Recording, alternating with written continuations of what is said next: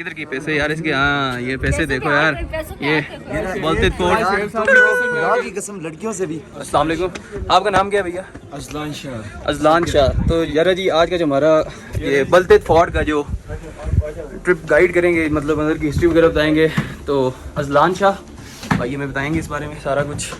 तो let's go. Welcome to the Baltit fort. आप मेहमानों को मेरे तरफ से अस्सलाम वालेकुम। वालेकुम सलाम। मेरा नाम अजलान शाह और मैं इस फोर्ट का गाइड हूँ। आज आपका टूर करने का होगा। उससे पहले सिटी की तरफ जाते हैं। नॉर्दर्न एरियाज जिनको आज हम गिलगित बल्तिस्तान कहते हैं, यहाँ पे पहले ज़माने में 8 से ज़्यादा इंडिपेंडेंट किंगडम्स हुआ करते थे। Most of the kingdoms are rival kingdoms. उनमें से तिब्बतन किंगडम की बात करते हैं जो कि चाइना से स्टार्ट हुआ और ओवरऑल गिलगित बल्तिस्तान में चला, इसको हम तिब्बतन किंगडम कहते हैं।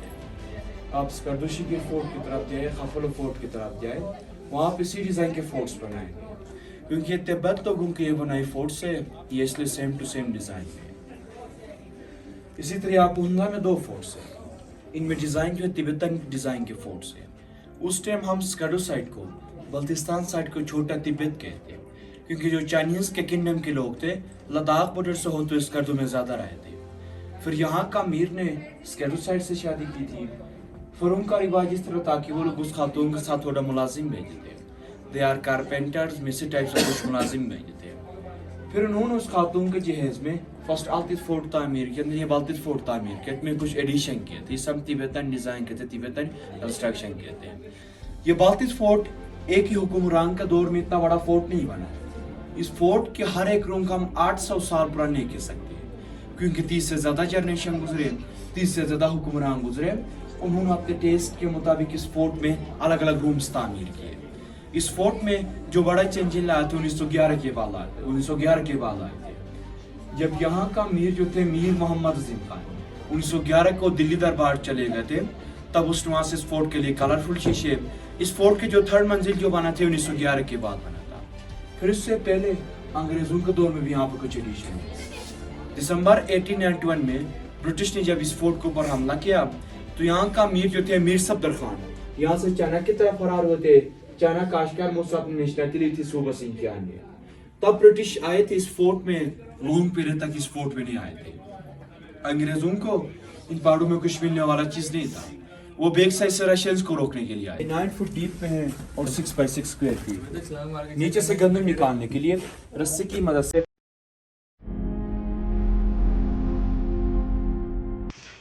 तो यहाँ पे यार कैदी बंद करके रखे जाते थे।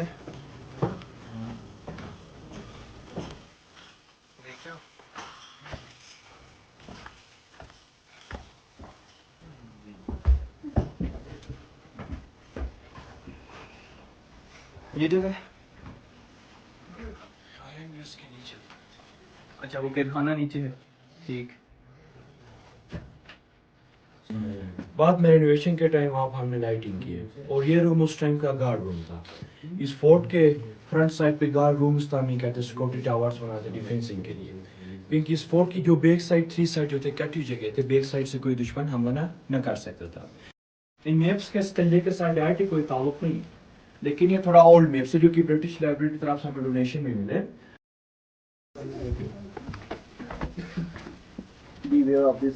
ये खाना खाने की जगह सरदार साहब ठीक। मेरा फंदा के खास मेहमान इस रूम में आ रहे थे और वो लोग के मौजू पर यहाँ पे मीटिंग कर रहे थे। इस रूम को विंटर रूम इस्तेमाल करते और समर रूम इस्तेमाल करते हैं। विंटर की सीजन में सेंटर में आग जलाते थे, एक साइड पे मेल बैठते, एक साइड पे फीमेल बैठते और एक साइड अपने बच्चों को रखते थे। आज भी होता है कि किसी 90% किसी घर में चले जाए, वहां पे हम आज भी इसी तरह का अपना घर बनाते हैं। जो विंटर सीजन आता है उस टाइम के लोग इन दरवाजों को बंद करके रखते थे। जब सेंटर में आग जलाते हीटिंग के लिए, इस रूम में 24 घंटे तक गर्मी रहती थी, क्योंकि इस रूम की जो दीवारें बनाते वो लोग मोटा भी बनाते और छोटे भी बनाते। मोटा बनाने का मकसद इस तरह था कि दीवारें जो इंसुलेशन तौर पर इस्तेमाल होते, अंदर से जो गर्मी बाहर नहीं निकलती है। जब समर सीजन आता उस टाइम के लोग इन दरवाजों को खोल के रखते थे और छत के सेंटर में होल रखे थे, वेंटिलेशन स्मोक वगैरह निकालने की रोशनी के लिए भी इसको भी खोल के रखे थे। ये पीतल के बर्तन, ये चूल्हा किचन, हाँ ये तो अभी भी गर्म है। अच्छा मैं वो लाइट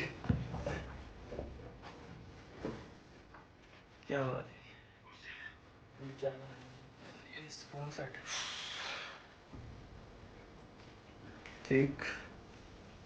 ये रॉयल किचन था, शाही बावर्ची खाना तामीर आफंदा के लिए खाने पीने के इंतजाम तो लोग इस किचन में करते हैं। इस किचन में 3 किस्म के बर्तन पाए जाते हैं, पत्थर, लोहा और लकड़ी।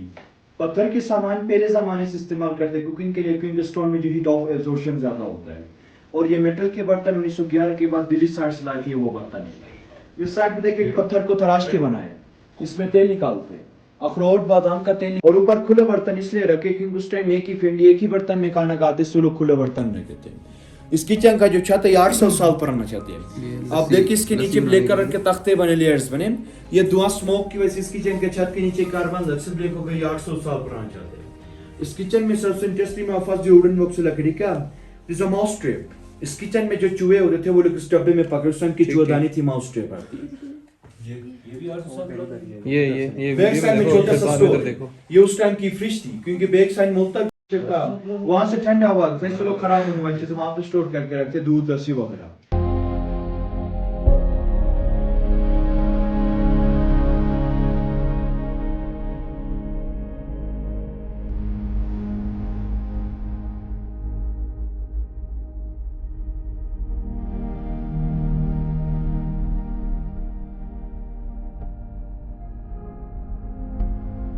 पे मेरा फंडामेंटल क्या कवरेज है।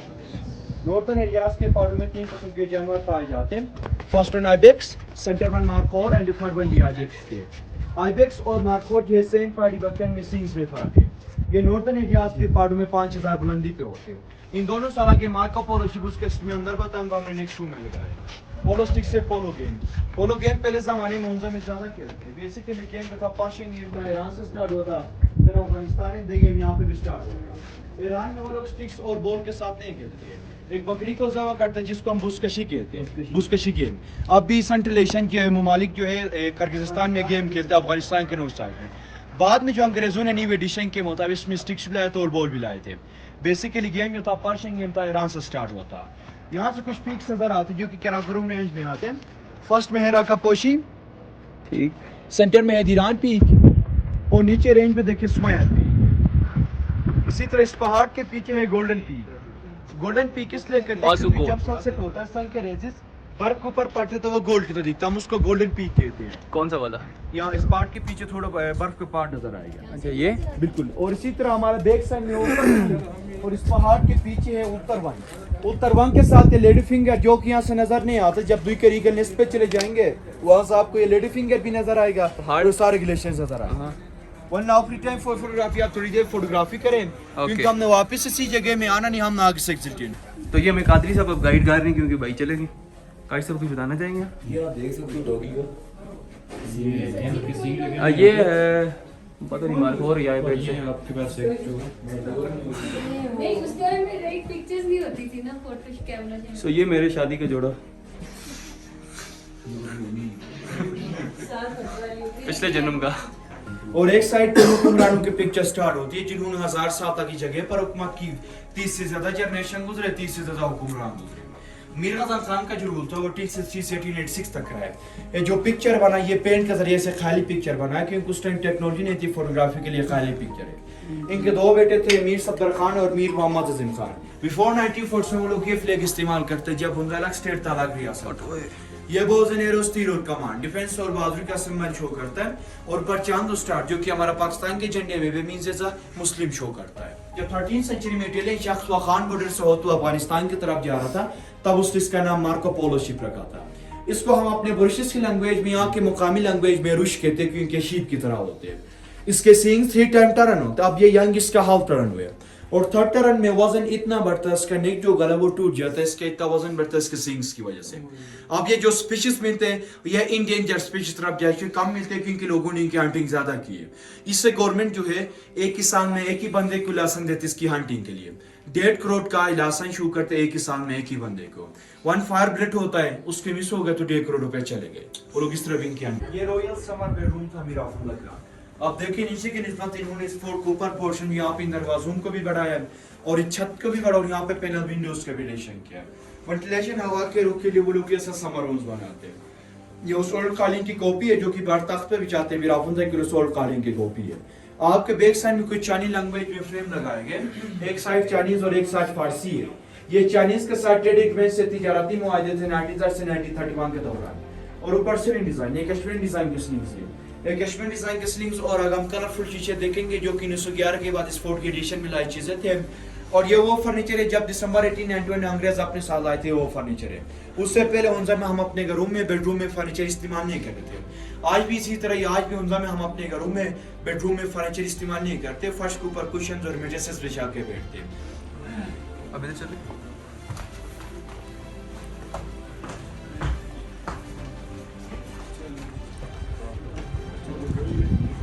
के लिहाज से मेरा यहाँ पे आके सारा वादी का नजारा आता है। ये बेलकोनी जो बना था ब्रिटिश ने बना था, ब्रिटिश के पीरियड में बना था 1950 से 1930 के पीरियड में ब्रिटिश ने इस बेलकोनी को बनाया था। और ये 1930 की टेलीफोन है जो कि फर्स्ट टाइम ब्रिटिश हुंजा में लाया था अपने लोगों के साथ रब्ता रखने के लिए। 1930 की टेलीफोन फर्स्ट में मीर मोहम्मद जमल खान के पिक्चर है, उसके साथ जो छोटे बच्चे जो अब हमारा करंट वीर है मीर रऊफ अली खान जो हयात नीचे न्यू पैलेस में रहते हैं। सेंटर में किलात मिलिया मीर मोहम्मद जमल खान की पिक्चर है, उसके साथ उसकी अहले उसकी वाइफ की पिक्चर है, लास्ट में उसकी साहबजादी की पिक्चर है। और आखिर में जो पेन के जरिए से अलग पिक्चर बना है मीर मोहम्मद जमल खान की अहलिया की पिक्चर है। और ये वुडन बॉक्सेस है, महंगी चीजें, गोल्ड कपड़े वगैरह रखने के लिए। और ऊपर खुले बर्तन इसलिए रखे क्योंकि उस टाइम एक ही फैमिली एक ही बर्तन में खाना खाते, सब लोग खुले बर्तन रखते थे। छत के सेंटर में हॉल रखे थे रोशनी के लिए, और रात का वो लोग दिए जलाते रोशनी के लिए, जो दीवार की साइड पे एक जरा और इस साइड पे एक जरा है। सेंटर पोर्शन हीटिंग के लिए, वन साइड स्लीपिंग के लिए, पकाती भी यहाँ पे, सोती भी यहाँ पे, एक किचन 10 बेडरूम।